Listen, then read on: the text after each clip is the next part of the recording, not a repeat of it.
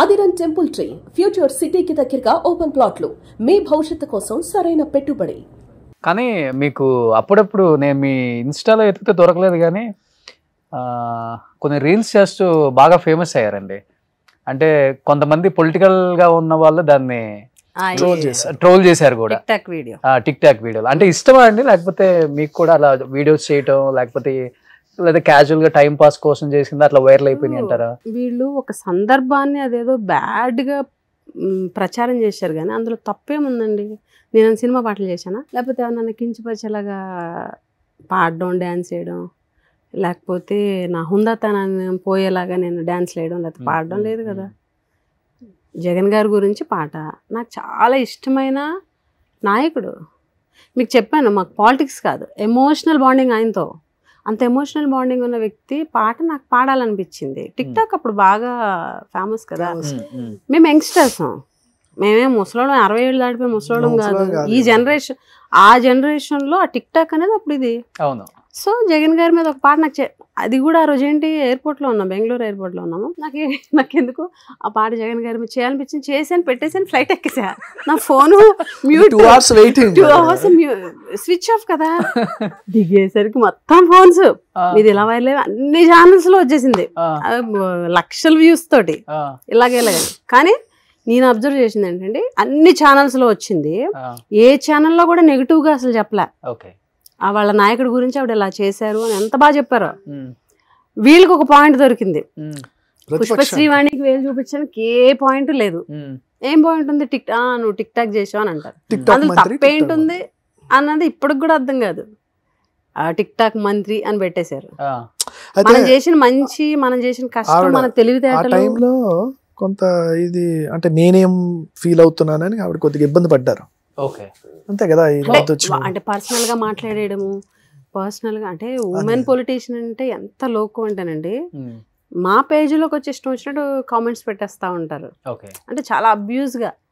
మళ్ళీ మినిస్టరు ఏ పొజిషన్ లో ఉన్నా వాళ్ళకి అనవసరం.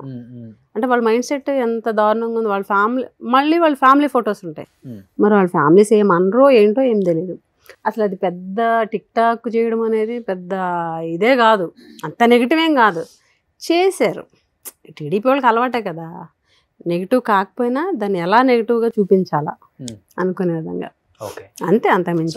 మీ ఫ్యామిలీకి సంబంధించిన కొన్ని ఉన్నాయి ఇక్కడ, చూద్దాం.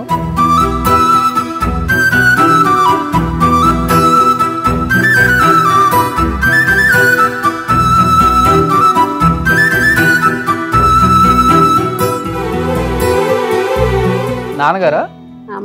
ముగ్గురు అమ్మాయిలేనా? ముగ్గురు అమ్మాయిలు, ఒక కొడుకు.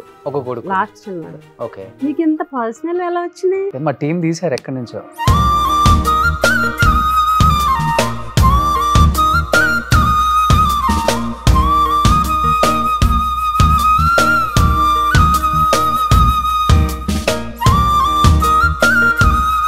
దుర్గకు చెప్పు, ఏం కావాలి, ఏ పాట కావాలి నీకు?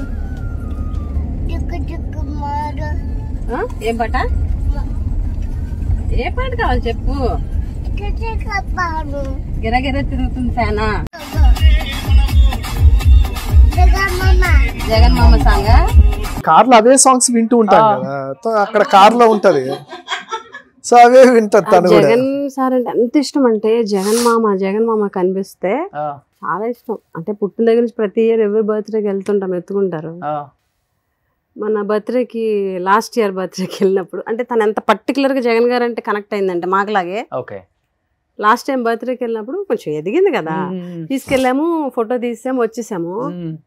బయటకు వచ్చిన తర్వాత మమ్మీ జగన్ మామ నన్ను ఎందుకు ఎత్తుకోలేదని అడిగింది. అంటే అంత ఎమోషనల్ కనెక్ట్ అయింది తను కూడా. ఫస్ట్ పుట్టినప్పుడు, తర్వాత బర్త్డేకి 2 birthdays కి ఎత్తుకున్నారు. 3rd బర్త్డేకి వెళ్ళినప్పుడు,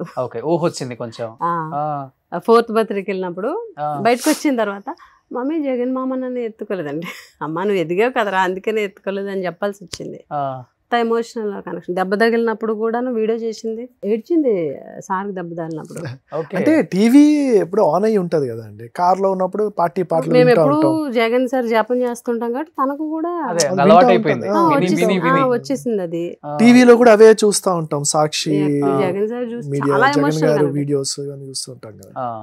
అందుకే ఎమోషనల్ కనెక్ట్ అక్కడే ఉంటుంది, అక్కడే తిరుగుతూ ఉంటుంది కదా, అదే కనెక్ట్ అవుతూ ఉంటాయి. ఓకే.